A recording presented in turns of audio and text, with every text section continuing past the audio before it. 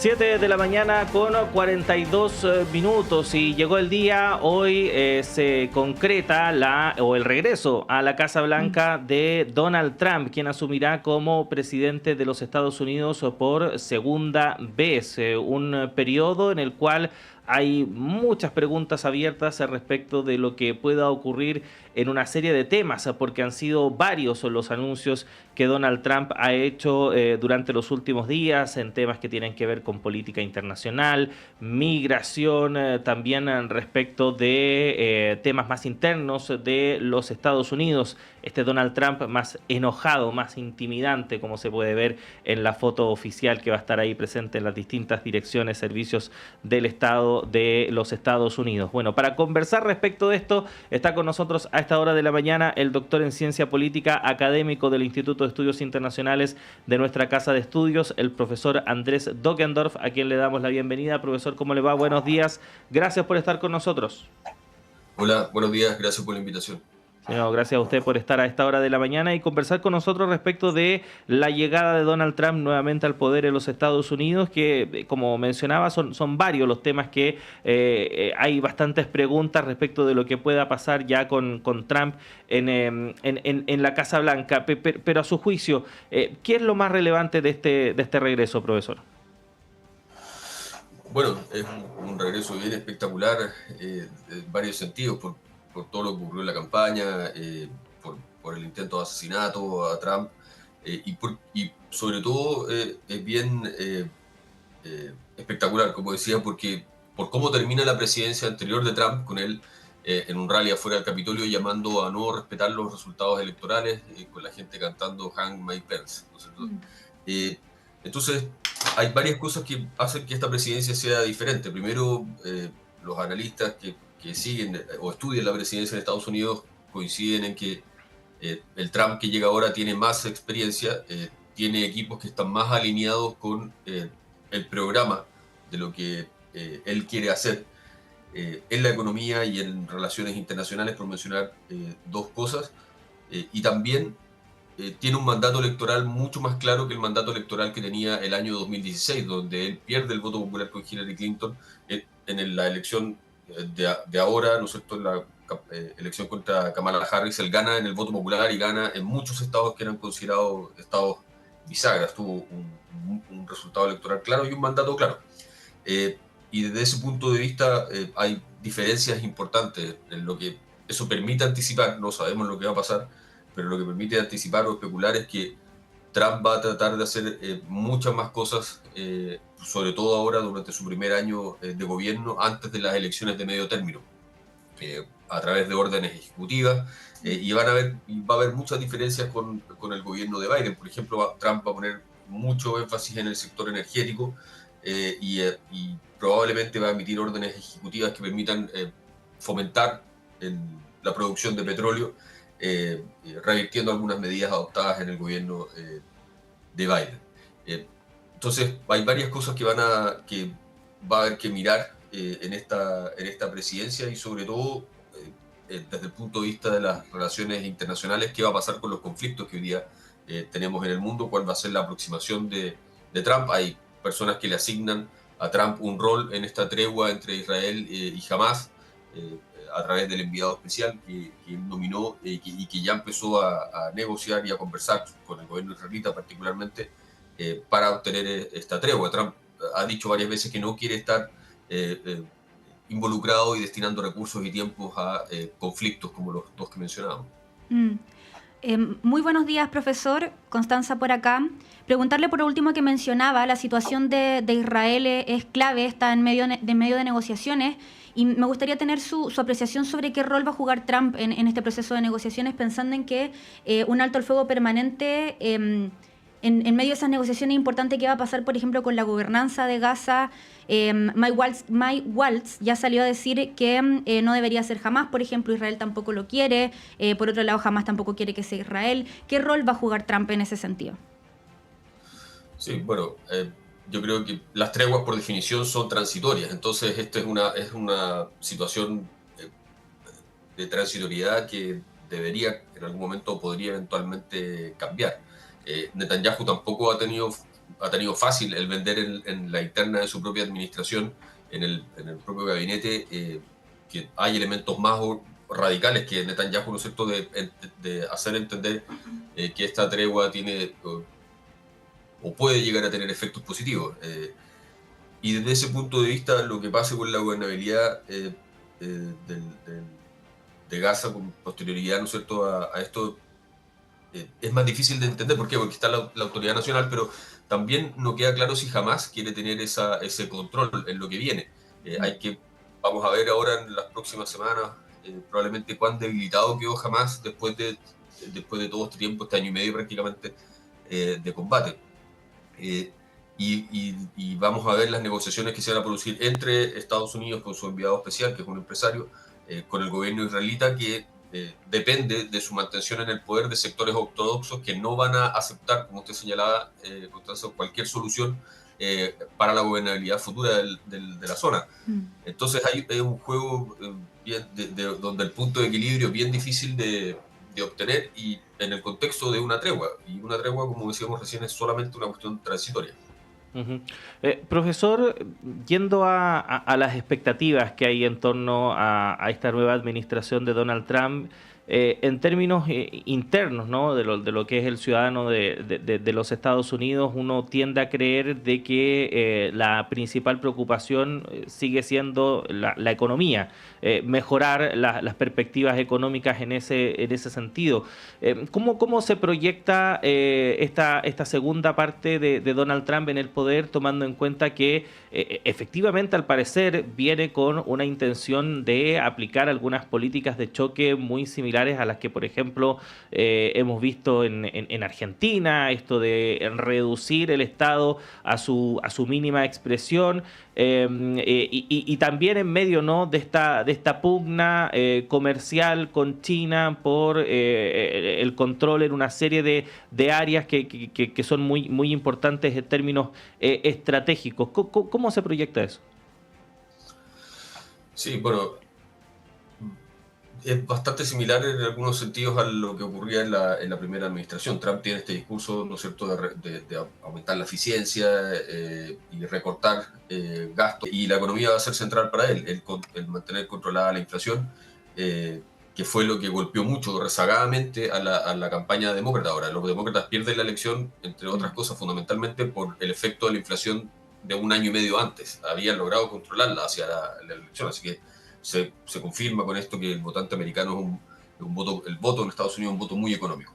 Y Trump va a tener eso a la vista. Ahora, hay medidas que son contradictorias entre sí, porque por un lado está promover reducir impuestos, ¿no es cierto?, corporativos, pero por otro lado sugiere aranceles, y los aranceles muchas veces el efecto que tienen es de incrementar la inflación, porque los productos se vuelven más caros y eso se transfiere a los consumidores. Entonces, bueno, ahí va a haber un constante tira y afloja de alguien que, como decíamos recién, Trump ahora es más experimentado, tiene equipos que están más alineados con él y que hacen menos contrapeso, pero yo no tengo tan claro que la economía norteamericana vaya direccionándose hacia un ajuste como el que tuvo que hacer Milei en Argentina. Son contextos completamente distintos. La inflación en Argentina venía, ¿no es cierto?, a un volumen galopante desde hace muchas décadas, ¿no es cierto?, desde que llega el peronismo prácticamente, pero con vaivenes a lo largo de la historia.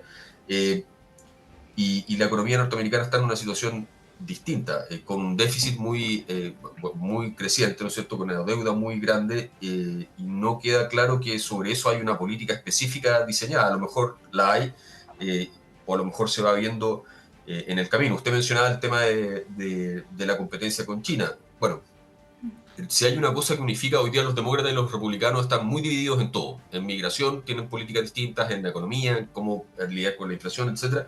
Y en los temas más identitarios, por supuesto, que fueron también otra cosa que afectó a los demócratas en la elección, darle demasiada prominencia aparentemente. Pero hay una cosa en que demócratas y republicanos coinciden, que es la postura dura respecto a China.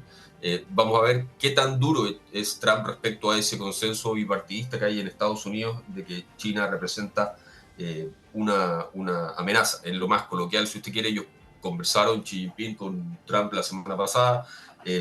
Bueno, eso es algo que se va a ir desarrollando, y que probablemente sí tiene un impacto en América Latina que todavía es incipiente y no estamos observando en su en su plenitud, pero vamos a tener presiones, ¿no es cierto?, respecto a fundamentalmente a tipos de alineamiento, a la aceptación de algunas tecnologías, ¿no es cierto?, o inversiones chinas en algunas zonas, áreas sensibles de la economía. Eso es algo que vamos a ver y estamos viendo ahora en Perú con el puerto de Chancay, y las amenazas, ¿no es cierto?, que se hacen desde la administración Trump de gravar con aranceles muy altos todo lo que pase por ese puerto.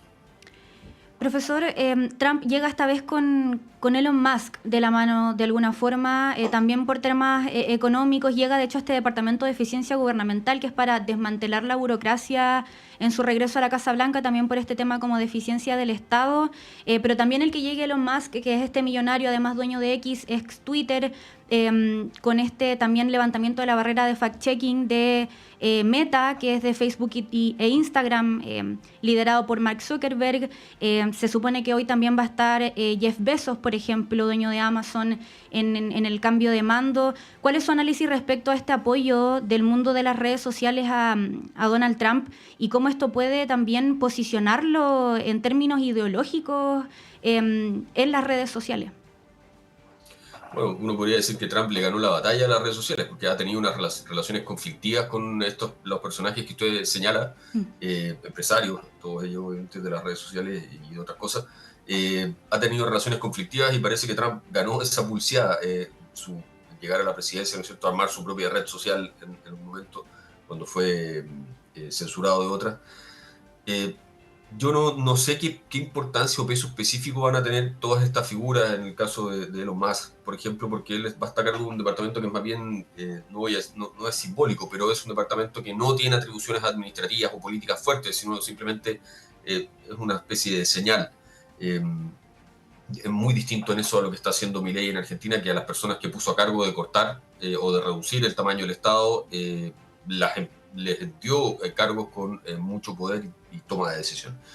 En este tipo de casos, personalidades fuertes y muy mediáticas como Trump o Elon Musk pueden pasar de una afinidad puntual a relaciones conflictivas en cualquier momento. Y eso tiene que ver con lo que va a pasar hacia el futuro, porque Trump no se puede reelegir y va a empezar de a poco, ¿no es cierto? Ustedes saben, de a poco van a empezar los debates, las discusiones, los trascendidos en la prensa sobre quiénes se posicionan para sucederlo. Y ahí algunas de estas figuras que usted menciona van a jugar un rol bien importante, porque algunos quizás van a tratar de posicionarse ellos mismos o de tratar de levantar otras figuras, pero está todavía el Partido Republicano. No es el mismo Partido Republicano de George W. Bush, de Reagan, es otro Partido Republicano alineado con otra agenda, pero sigue siendo el partido que tiene, ¿no es cierto?, la mayoría en las dos cámaras del Congreso, que le da a Trump una fuerza, pero que también puede representar una restricción si ellos pertenecen, que los va a dañar electoralmente. Acuérdense que en Estados Unidos hay elecciones en la mitad de cada mandato presidencial, y los partidos juegan ahí un rol muy, muy importante. Pero todas estas figuras, como usted señala, claro, tienen un perfil mediático muy importante, pero no sé electoralmente o las decisiones de política pública en concreto qué rol van a jugar. Estamos conversando con el doctor en Ciencia Política, académico del Instituto de Estudios Internacionales de nuestra Casa de Estudios, el profesor Andrés Dockendorf, a propósito del escenario político en Estados Unidos, ya con la segunda investidura de Donald Trump, que se concreta la jornada de hoy. Profesor, durante las últimas semanas hubo mucha inquietud por todas estas suertes de bravatas, ¿no?, de Donald Trump en la previa de asumir nuevamente la presidencia de los Estados Unidos, lo que dijo respecto del canal de Panamá, también su relación con los vecinos del norte, Canadá, con la Unión Europea, en fin, México también, la manera en que ha encarado el fenómeno de la migración, señalando que hoy mismo va a expulsar a miles de migrantes y otros temas también, como por ejemplo el hecho de que ya los venía anunciando de antes, como que va a terminar con la guerra en Ucrania en cuestión de horas. Todas esas declaraciones que han llamado tanto la atención, ¿qué tan factibles son de que se puedan concretar ahora que ya está Donald Trump como presidente nuevamente? Bueno, algunas probablemente se van a concretar y otras no, como lo pasó en la presidencia pasada, en la administración pasada. Da la impresión de que su estrategia de negociación, de tirar el tejo muy pasado, como decimos nosotros, y después empezar a buscar, bueno, desde esta posición ahora negociemos.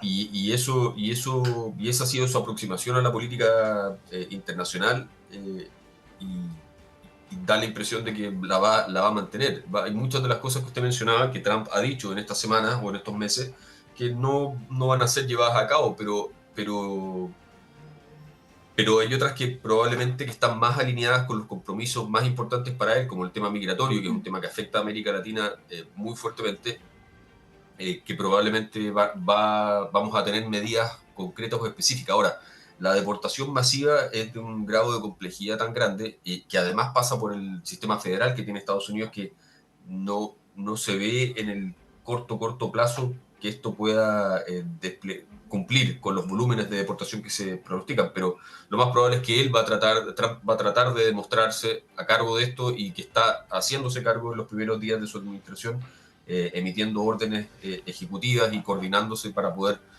implementar algunas de estas deportaciones. Pero todas estas amenazas, lo de Groenlandia, lo del Canal de Panamá, bueno, hay que ver cómo se desarrollan, pero efectivamente tiene que ver con los términos de intercambio, con que Trump está molesto con la posición que tiene Estados Unidos y particularmente en el caso del Canal de Panamá con el tema de China, y va a tratar de tener una mejor posición negociadora para obtener ventajas para la economía norteamericana, y también desde un punto de vista más geopolítico en esta rivalidad con China. Yo lo veo así. Ahora, que algunas de estas cosas se echen se logra avanzar en estas, bueno, ahí ya entramos en otro terreno. Uh-huh. Profesor Andrés Dockendorf, queremos agradecerle el tiempo que ha tenido para conversar con nosotros. Vamos a ver finalmente qué es lo que va a pasar. Ya a partir de hoy seguramente vamos a tener respuesta a varias de las preguntas que nos hemos planteado durante esta mañana. Muchas gracias, que esté muy bien, lo esperamos pronto. Gracias. Gracias, profesor.